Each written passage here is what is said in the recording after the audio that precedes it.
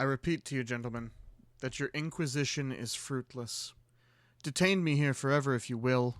Confine or execute me if you must have a victim to propitiate the illusion that you call justice. But I can say no more than I have said already. Everything that I can remember I have told you with perfect candor. Nothing has been distorted or concealed, and if anything remains vague, it's only because of the dark cloud which has come over my mind. That cloud and the nebulous nature of the horrors which it brought upon me. Again, I say I don't know what has become of Harley Warren, though I think, almost hope, that he is in peaceful oblivion, if there be anywhere so blessed a thing. It is true that I have for 5 years been his closest friend, and a partial sharer of his terrible researches into the unknown. I will not deny, though my memory is uncertain and indistinct, that this witness of yours may have seen us together, as he says, on the Gainesville Pike, walking toward Big Cypress Swamp at 11:30 on that awful night.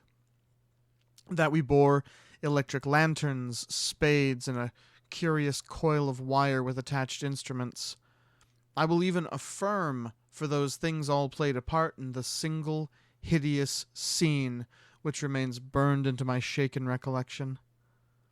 But of what followed, and of the reason I was found alone and dazed on the edge of the swamp the next morning, I must insist I know nothing save what I have told you over and over again. You say to me that there is nothing in the swamp or near it which could form the setting of that frightful episode. I reply that I know nothing beyond what I saw. Vision or nightmare it may have been. Vision or nightmare I fervently hope it was. Yet it is all my mind retains of what took place in those shocking hours after we left the sight of men, and why Harley Warren did not return. He or his shade or some nameless thing I can't describe alone can tell. As I have said before, the weird studies of Harley Warren were well known to me, and to some extent shared by me. Of his vast collection of strange, rare books on forgotten subjects, I have read all that are written in the languages of which I am master, but these are few compared with those in the languages I cannot understand. Most, I believe, are in Arabic, and the fiend-inspired book which brought on the end, the book which he carried in his pocket out of the world, was written in characters whose like I had never seen elsewhere. Warren would never tell me just what was in that book. As to the nature of our studies, must I say again that I no longer retain full comprehension? It seems to me rather merciful that I do not, for they were terrible studies, which I pursued more through reluctant fascination than through actual inclination. Warren always dominated me, and sometimes I feared him. I remember how I shuddered at his facial expression on the night before the awful happening, when he talked so incessantly of his theory, why certain corpses never decay, but rest firm and fat in their tombs for 1,000 years. But I do not fear him now, for I suspect he's known horrors beyond my ken. No, now I fear for him. Once more I say I have no clear idea of our object on that night. Certainly it had much to do with something in the book which Warren carried with him, that ancient book in undecipherable characters which had come to him from India a month before. But I swear I do not know what it was we expected to find. Your witness says he saw us at 11:30 on the Gainesville Pike, headed for Big Cypress Swamp. That is probably true, but I have no distinct memory of it. The picture seared into my soul is of one scene only, and the hour must have been long after midnight, for a waning crescent moon was high in the vaporous heavens.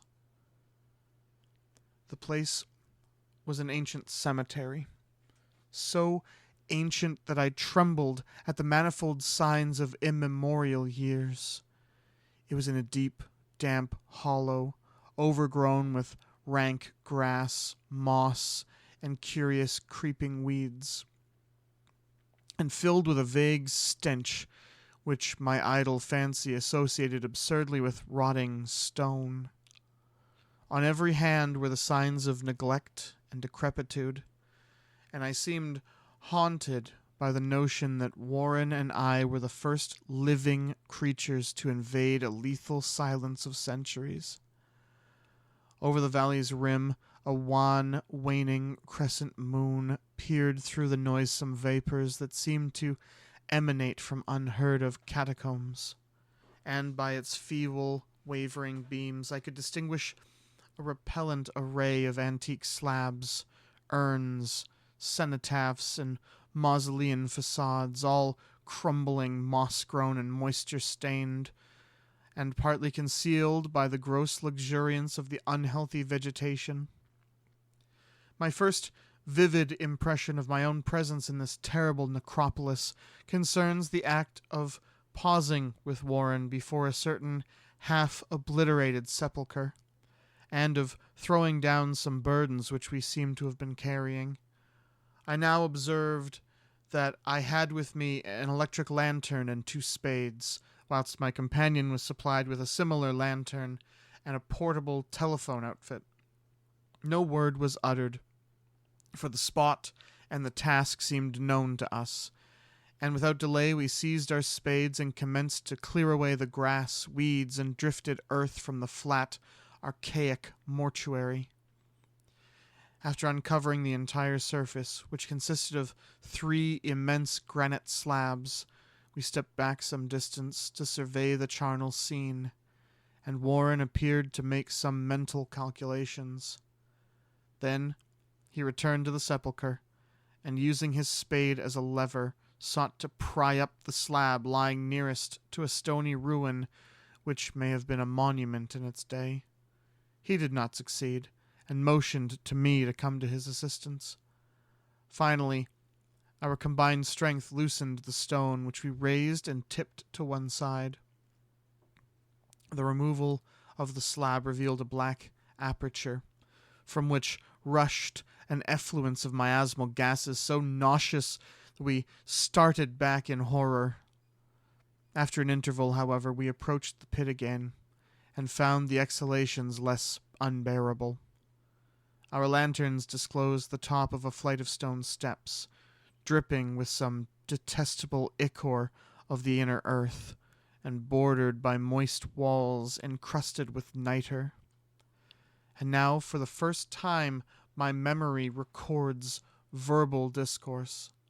Warren addressing me at length in his mellow tenor voice, a voice singularly unperturbed by our awesome surroundings. "I'm sorry to have to ask you to stay on the surface," he said, "but it would be a crime to let anyone with your frail nerves go down there. You can't imagine, even from what you've read and what I've told you, the things I shall have to see and do. It's fiendish work, Carter, and I doubt if any man without ironclad sensibilities could ever see it through and come up alive and sane. I don't wish to offend you, and heaven knows I'd be glad enough to have you with me, but the responsibility is in a certain sense mine, and I couldn't drag a bundle of nerves like you down to probable death or madness. I tell you, you can't imagine what the thing is really like, but I promise to keep you informed over the telephone of every move. You see, I have enough wire here to reach the center of the earth and back." I can still hear, in memory, those coolly spoken words, and I can still remember my remonstrances. I seemed desperately anxious to accompany my friend into these sepulchral depths, yet he proved inflexibly obdurate. At one time he threatened to abandon the expedition if I remained insistent, a threat which proved effective, since he alone held the key to the thing. All this I can still remember, though I no longer know what manner of thing we sought. After he had secured my reluctant acquiescence in his design, Warren picked up the reel of wire and adjusted the instruments. At his nod, I took one of the latter and seated myself upon an aged, discolored gravestone close by the newly uncovered aperture. Then he shook my hand, shouldered the coil of wire, and disappeared within that indescribable ossuary. For a moment, I kept sight of the glow of his lantern, and heard the rustle of the wire as he laid it down after him. But the glow soon disappeared abruptly, as if a turn in the stone staircase had been uncovered, and the sound died away almost as quickly. I was alone, yet bound to the unknown depths by these magic strands whose insulated surface lay green beneath the struggling beams of that waning crescent moon. In the lone silence of that hoary and deserted city of the dead, my mind conceived the most ghastly fantasies and illusions, and the grotesque shrines and monoliths seemed to assume a hideous personality, a half-sentience. Amorphous shadows seemed to lurk in the darker recesses of the weed-choked hollow, and to fit as in some blasphemous ceremonial procession past the portals of the mouldering tombs in the hillside, shadows which could not have been cast by that pallid, peering crescent moon.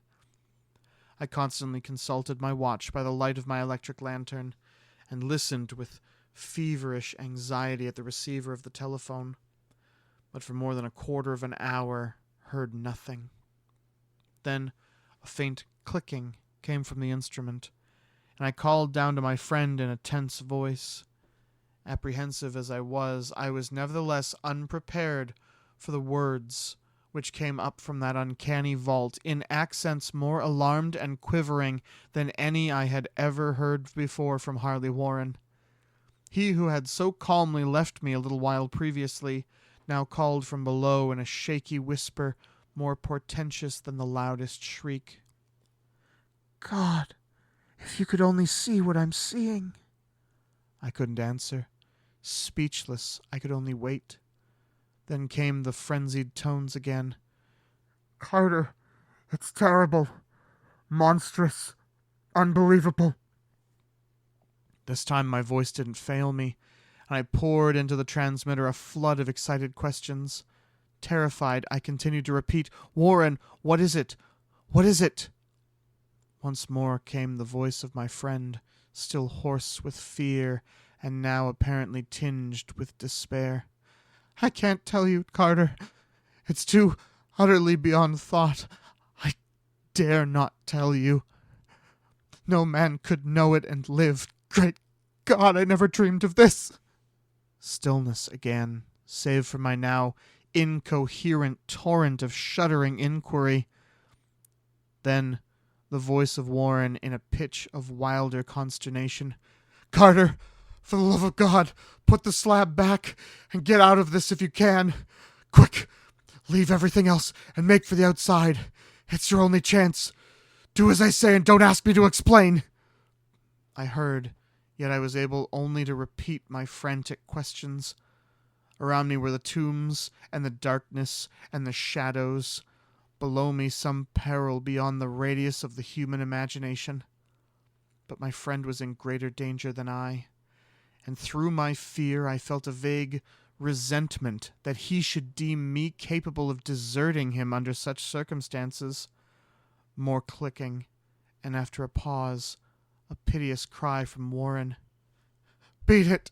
For God's sake, put back the slab and beat it, Carter!"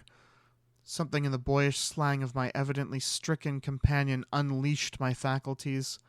I formed and shouted a resolution. "Warren, brace up! I'm coming down!" But at this offer, the tone of my auditor changed to a scream of utter despair. "Don't! You can't understand. It's too late. My own fault. Put back the slab and run. There's nothing else you or anyone else could do." The tone changed again, this time acquiring a softer quality, as of hopeless resignation, yet it remained tense through anxiety for me. "Don't. You can't understand." Quick, before it's too late. I tried not to heed him, tried to break through the paralysis which held me, and to fulfill my vow to rush down to his aid. But his next whisper found me, still held inert in chains of stark horror. Carter, hurry. It's no use. You must go. Better one than two. The slab. A pause, more clicking than the faint voice of Warren. Nearly over now. Don't make it harder. Cover up those damn steps and run for your life. You're losing time. So long, Carter. Won't see you again. Here, Warren's whisper swelled into a cry that gradually rose to a shriek fraught with all the horror of the ages. Curse these hellish things! Legions! My God! Beat it! Beat it! Beat it! After that was silence. I don't know how many interminable eons I sat stupefied, whispering, muttering, calling, screaming into that telephone. Over and over again through those eons I whispered and muttered, called, and shouted and screamed, Warren! Warren, answer me! Are you there? And then came to me the crowning horror of all. The unbelievable, unthinkable, almost unmentionable thing. I have said that eons seemed to elapse after Warren shrieked forth his last despairing warning, and that only my own cries now broke the hideous silence. But after a while, there was a further clicking in the receiver, and I strained my ears to listen. Again, I called down, Warren, are you there? And in answer heard the thing which has brought this cloud over my mind. I do not try, gentlemen, to account for that thing, that voice, nor can I venture to describe it in detail, since the first words took away my consciousness and created a mental blank which reaches to the time of my awakening in the hospital. Shall I say that the voice was deep, hollow, gelatinous, remote, unearthly, inhuman, disembodied? What shall I say? It was the end of my experience, and is the end of my story. I heard it, and knew no more. I heard it as I sat petrified in that unknown cemetery in the hollow, amidst the crumbling stones and falling tombs, the rank vegetation and the miasmal vapors. Heard it well up from the innermost depths of that damnable open sepulchre as I watched amorphous necrophagous shadows dance beneath an accursed waning moon. And this is what it said. You fool. Harley Warren is dead.